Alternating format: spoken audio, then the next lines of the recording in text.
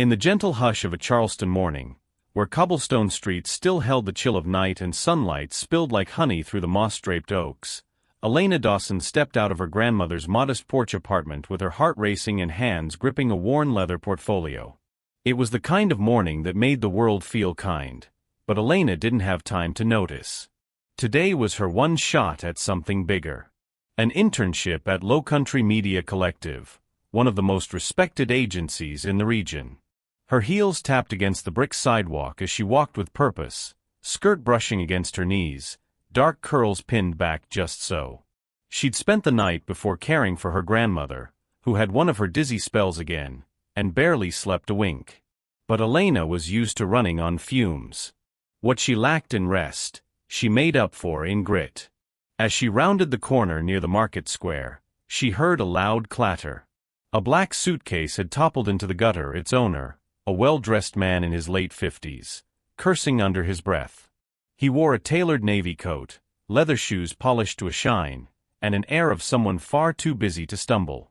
"Need a hand?" Elena asked, already reaching for the bag. "I've got it," he snapped, brushing off his coat. But his expression softened as she steadied the suitcase and called a nearby cab. "I appreciate it, really," he muttered, almost embarrassed. By the time Elena glanced at her watch, her heart sank. She was already late. With a nod and a quick goodbye, she turned and ran, unknowingly walking away from the very man who would change everything. By the time Elena reached the towering glass building that housed Lowcountry Media Collective, her chest was tight and her breath uneven. The sun was higher now, casting long streaks of light across the marble floor of the lobby, where a sleek receptionist with a tight bun and unreadable expression glanced up from her desk. "Hi, I'm Elena Dawson. I had an interview scheduled for 9 a.m., she said, trying to smile through the panic that gripped her throat. The receptionist looked at the screen, then back at Elena. "I'm sorry, but the interviews wrapped up early this morning. They're already in session with final candidates. I understand, but if there's any way I can still speak to someone, just 5 minutes, please. I was only late because I helped someone on the street." "I didn't plan to be." The woman held up a manicured hand, her tone clipped. "Miss Dawson, we can't make exceptions. There were many applicants, and the team is on a tight schedule." Elena stood there, stunned. The words didn't feel real, not after all the nights she'd stayed up crafting her resume, fine-tuning her portfolio, practicing interview questions in front of her bedroom mirror. All of it, undone by a moment of kindness. "I understand. Thank you anyway," she said quietly, forcing her feet to move even though they felt rooted to the floor. Outside, the city seemed louder, harsher. The same streets that felt golden in the morning now pulsed with impatience. Car horns, shouts, the distant clatter of construction. Elena wandered without direction, heels clicking on the pavement, her bag heavier with each block. She stopped at the edge of a small park and sank onto a bench. The cherry blossoms above her swayed gently in the breeze, petals drifting down like soft reminders of things beyond control. She clenched her fists in her lap and stared at the sidewalk. "Why did I stop?" she whispered to herself. She had no answer, only a heart full of doubt. Was it foolish? Had she made the wrong choice? Helping a stranger had seemed like the right thing to do. But now all she had was a missed opportunity and the gnawing feeling that she'd let her one chance slip through her fingers. She pulled out her phone, hesitated, then tucked it away again. There were no messages. No callbacks. Just the echo of her own disappointment. For the first time in a long while, Elena felt small. Like the world had moved on without her. And maybe, just maybe, it had. That evening, as twilight dipped Charleston into shades of violet and gold, Elena sat curled on the edge of her grandmother's porch swing, staring blankly at the fading sky. She hadn't said much during dinner. Her grandmother had noticed, but didn't press. Elena had simply claimed she was tired, which wasn't a lie, but not the full truth either. Her phone buzzed in her lap, startling her from her thoughts. It was a number she didn't recognize. "Hi Elena, this is Grayson, the man with the unfortunate suitcase incident. I hope I didn't ruin your day entirely." If I did, I'd like a chance to make it up to you. Can I buy you a coffee tomorrow morning? Or tonight, if you're still out and about? Elena stared at the message. For a moment, she thought about ignoring it. She didn't owe him anything, and the last thing she needed was a pity latte from a grumpy businessman who'd made her late. But then again, he hadn't been entirely awful. And something about the message felt oddly sincere. I was late to my interview. They wouldn't see me. She typed and hesitated, then hit send. The reply came quickly. I'm truly sorry. I didn't realize I'd cost you something so important. Please, let me make it up to you. There's a place called Juneberry Cafe on Meeting Street. I'll be there at 7:30. If you'd rather not come, I understand.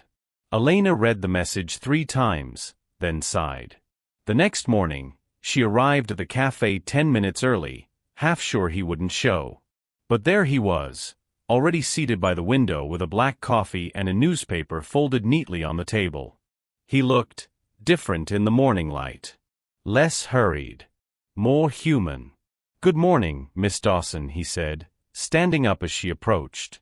I was hoping you'd come. Still not sure why I did, she replied, sliding into the chair opposite him. They talked. About the city. About how he traveled constantly. About how she'd studied communications and taken care of her grandmother while juggling 2 part-time jobs. Elena hadn't planned to say much, but the way Grayson listened, really listened, made the words come easier. At one point, he leaned back and looked at her thoughtfully. You know, not many people would have stopped to help someone like me on a busy sidewalk. Especially not when they had somewhere important to be. That says a lot more about you than any resume ever could. Elena smiled, though her eyes were still heavy with what had been lost. Kindness doesn't pay the bills, she said softly. Grayson didn't argue. He just nodded, took a slow sip of his coffee, and said, Sometimes it opens doors you didn't know existed. They lingered over their coffees as the morning crowd came and went. The old jazz music humming through the speakers, the scent of roasted beans, and the soft clink of silverware all created a quiet cocoon that made time feel slower, gentler.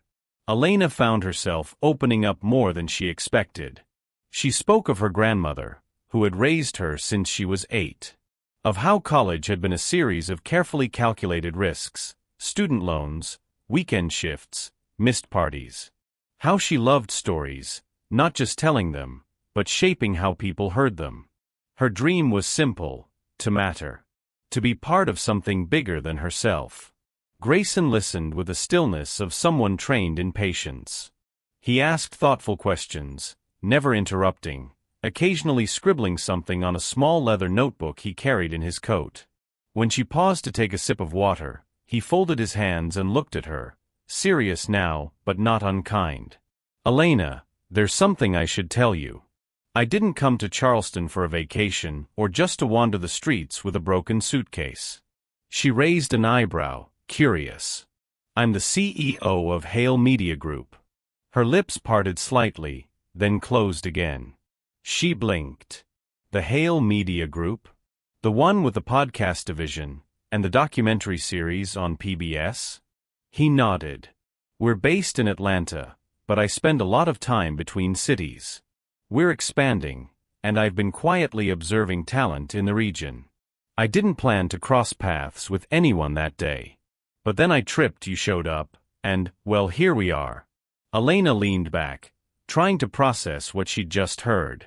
The man she'd helped on the sidewalk wasn't just important, he was one of the most influential voices in media on the East Coast.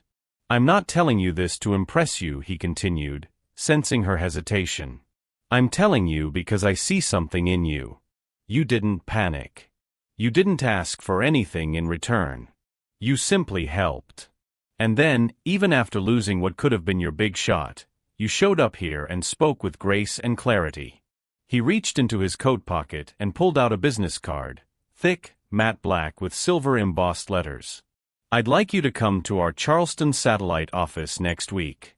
No pressure. No promises. Just a conversation with my team.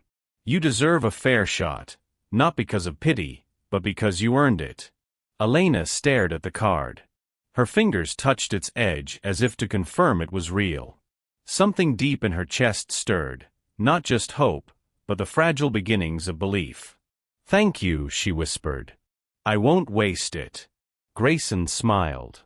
"I know you won't." The following Monday, Elena stepped into the Charleston satellite office of Hale Media Group, wearing her only tailored blazer and a pair of second-hand heels that clicked nervously against the polished floors. The building wasn't flashy, no towering glass or flashy logos, just a restored brick warehouse with sunlight streaming through tall windows and walls lined with vintage film posters. But the energy inside buzzed with purpose. This was the real deal. She was introduced as a new intern during the weekly team huddle. The room was full of young professionals with sleek laptops and fast-talking confidence. Some nodded politely. Others barely looked up. She felt it almost immediately, the subtle tension, the raised eyebrows. Whispers followed her down the hallway after the meeting. She wasn't even on the original shortlist. Grayson brought her in personally. That's got to mean something. Or nothing. Just another charity case. No one said it to her face, but Elena could hear it in the way they spoke over her in meetings, the way they didn't include her in the after-hours brainstorms or casual coffee runs. She wasn't one of them. Not yet. Then there was Jade Whitmore, a brilliant strategist known for landing a viral tourism campaign the year before. She was sharp, stylish, and unapologetically direct. And she made it clear from day one that she didn't think much of Elena. "Hope you're not expecting special treatment," Jade said during their first conversation. "I'm not. Just here to learn," Elena replied calmly. "Good. Then stay out of the way unless you have something worth saying." That stung, but Elena didn't flinch. Instead, she did what she'd always done: observe, learn, and keep showing up. She started arriving earlier than everyone else, staying later, and taking notes. Not just about tasks, but about people, how they pitched ideas, how they framed a story, how meetings shifted depending on who spoke first. She watched body language, tone, timing. She became a quiet student of the room. She volunteered for the tedious stuff, transcribing interviews, sorting file archives, organizing drafts. When someone needed last-minute help with presentation slides, Elena offered without hesitation. Slowly, a few nods replaced the cold shoulders. Still, she remained mostly invisible. And to some, disposable. But Elena didn't mind. She was playing the long game.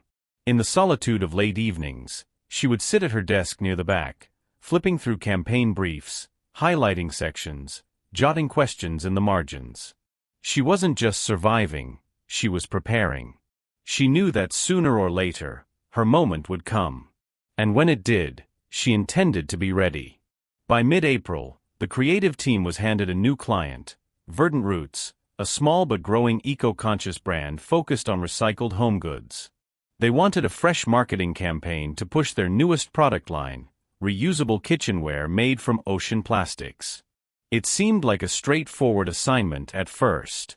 The team buzzed with half-hearted ideas: minimalist ads, clean graphics, the usual buzzwords: sustainable, eco-friendly, green living.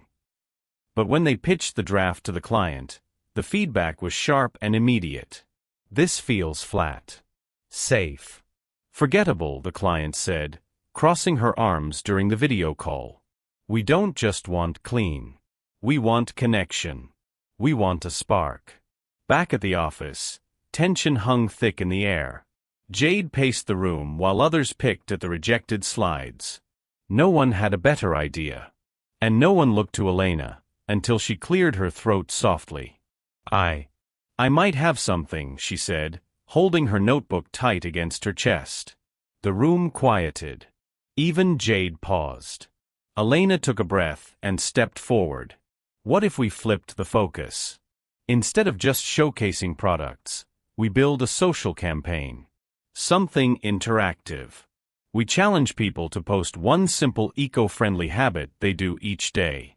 Call it One Green Habit a Day.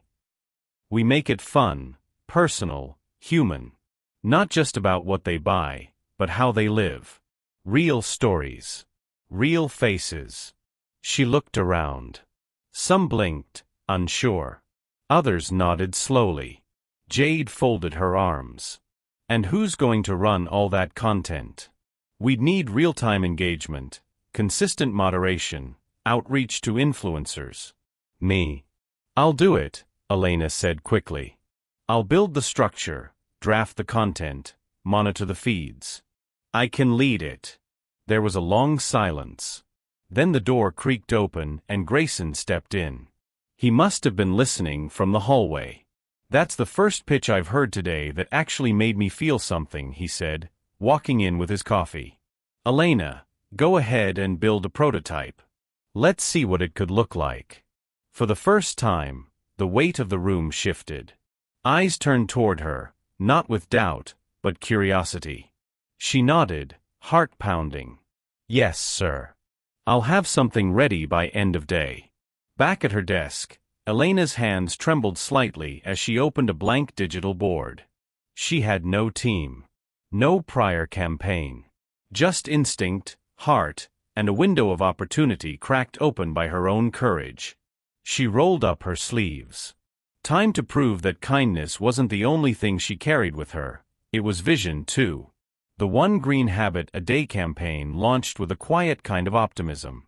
Elena had worked around the clock, drafting sample posts, reaching out to micro-influencers, creating a toolkit for community engagement. And for the first few days, the response was promising. Shares trickled in, comments were kind, and momentum began to build. Then came the wave. A viral meme surfaced mocking the campaign's logo, twisting it into something crude. A group of online trolls latched on, reposting sarcastic videos, calling the campaign performative, shallow. Just what we needed, another eco-guilt project run by interns, one tweet read, followed by hundreds of retweets. The positivity that had seemed so close shattered like glass. Even some of the influencers she had recruited began quietly deleting their posts. In the office, no one said anything directly, but the silence was deafening. Jade avoided eye contact. One creative casually suggested they pull back and reassess, which Elena knew meant cut our losses. By Thursday night, most of the team had gone home. Elena sat alone in the dim glow of her desk lamp, scrolling through the comments on her laptop, each one like a stone in her chest. Her fingers hovered over the delete campaign button more than once. Tears burned at the corners of her eyes. All the work, the hope, it suddenly felt foolish. Like she had reached too high, too fast. She didn't hear the footsteps until Grayson's voice broke the silence behind her. Rough night. Elena wiped her face quickly and sat up straighter. I thought it would go differently. He pulled up a chair and sat beside her, hands clasped. You know, the first campaign I ever ran bombed so hard they still use it as a cautionary tale in some schools.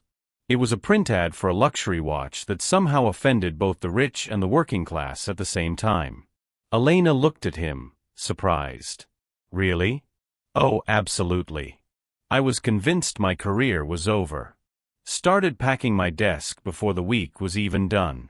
But the owner of the agency stopped me, handed me a coffee, and said something I've never forgotten. He paused, eyes soft with memory.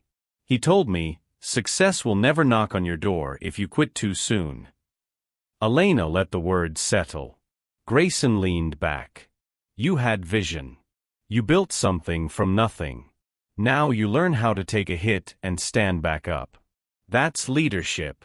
She nodded slowly, the ache in her chest easing just a little. What do I do now? He smiled. You tell a better story. And you tell it louder. The following week, Elena returned to the drawing board, not to erase her vision, but to refine it. She abandoned polished stock images and carefully worded blurbs. Instead, she reached out to real people, teachers turning plastic into classroom art, single dads composting with their kids, college students growing herbs on tiny balconies. She asked them to send short videos, raw and unfiltered, telling why they cared about sustainability and how one small habit had changed something in their lives. No scripts. No filters. Just truth. Within days, the campaign began to breathe again. One video, a grandmother in Mobile, Alabama teaching her grandson how to sew reusable shopping bags, garnered over 100,000 shares in a weekend. Then came a young couple in Savannah turning their anniversary into a trash pickup date. The hashtag #OneGreenHabitAday caught fire. TikTok challenges sprouted. High school clubs joined in. Even a few local celebrities lent their voices. And this time, no one was mocking. Instead of trending for the wrong reasons, the campaign had become a movement. Local news outlets picked it up.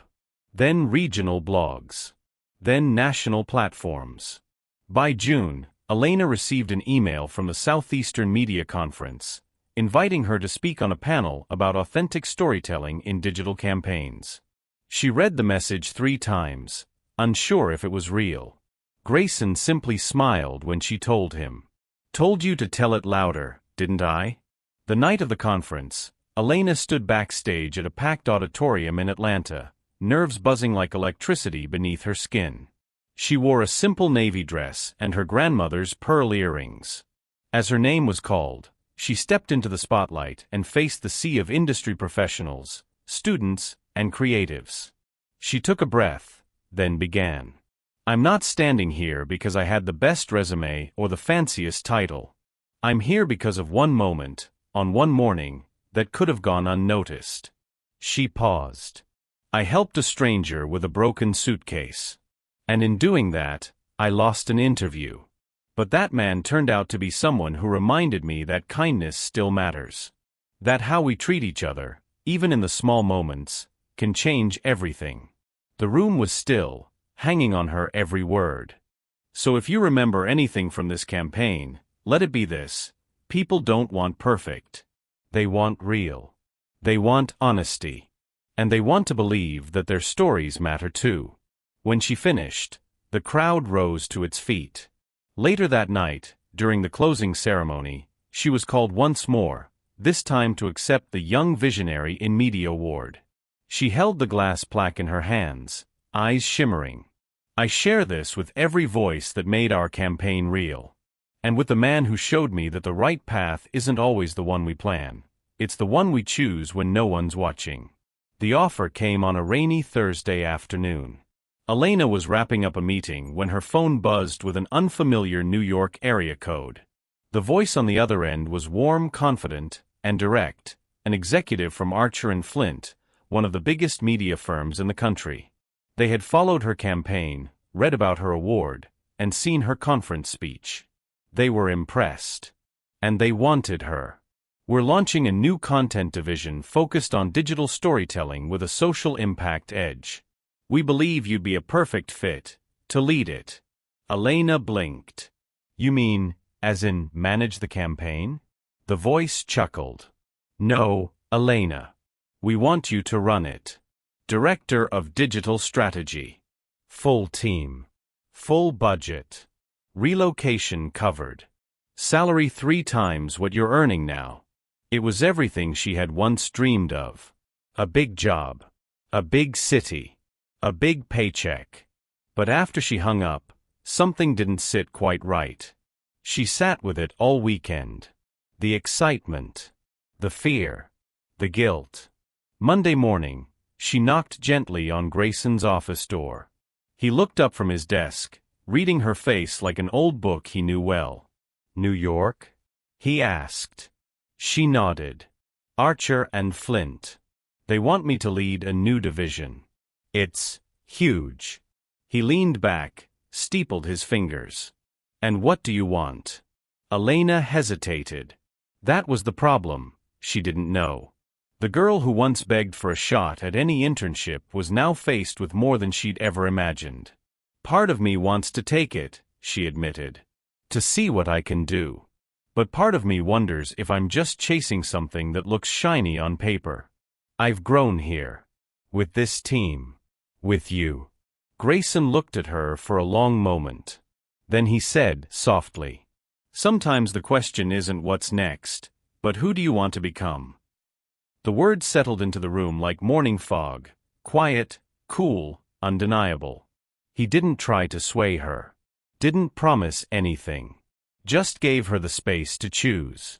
That night, Elena walked through the quiet Charleston streets, the same ones she had raced down months ago, late for a chance that never quite arrived.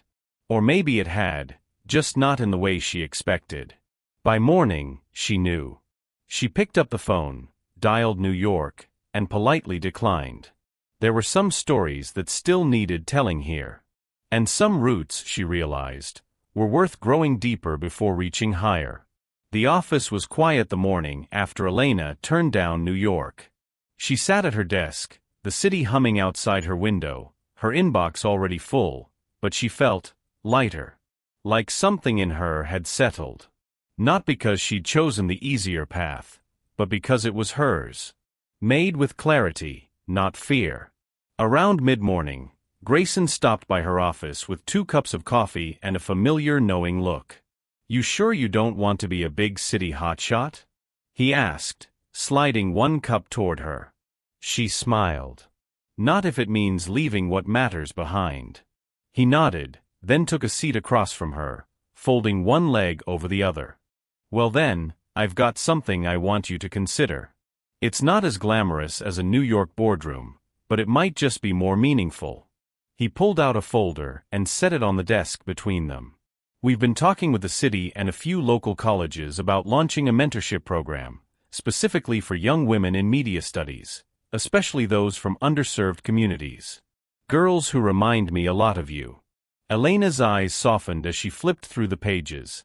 Outreach plans, potential partners, program goals. They need someone to lead it. Someone who's been in the mud, fought their way through, and came out still believing in the work. Someone who knows what it's like to walk into a room and not be expected, to belong.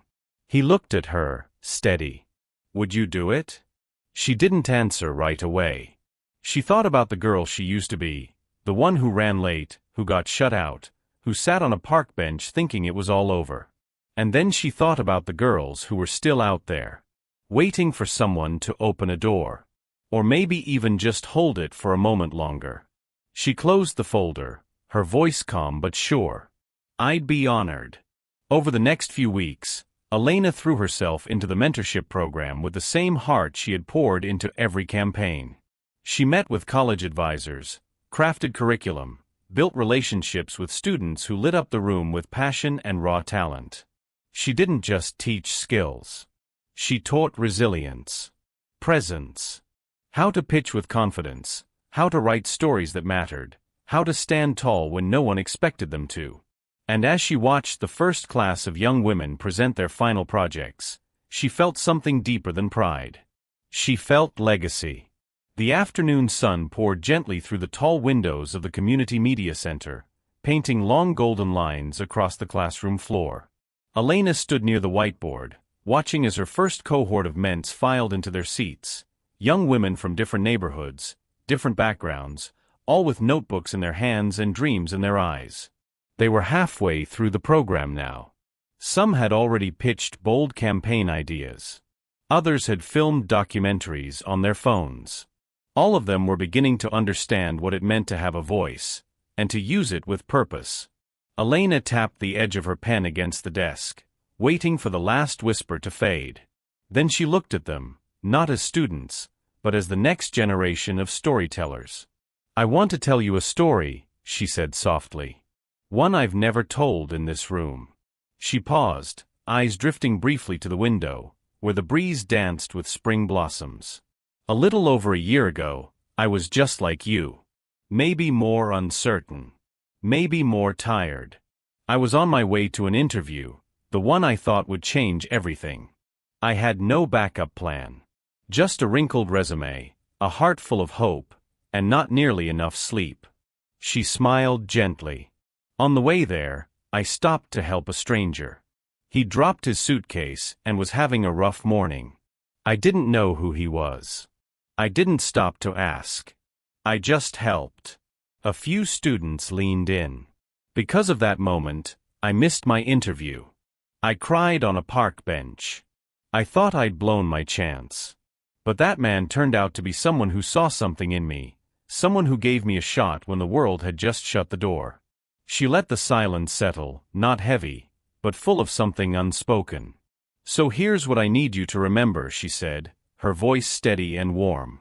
Never underestimate the power of a small act of kindness. You never know, the life you change might be your own. The girls sat still for a moment, absorbing her words. Then one by one, their pens began to move, scribbling thoughts, reflections, dreams. Elena stepped back, letting the moment belong to them. Outside, Charleston moved gently, bicycles on cobblestone, children laughing down the street, the world still humming with second chances. And in that classroom, something sacred had taken root. If this story touched your heart, don't forget to hit that like button and subscribe to our channel, Justice Reloaded HD, where we bring you stories that remind us all, kindness still matters.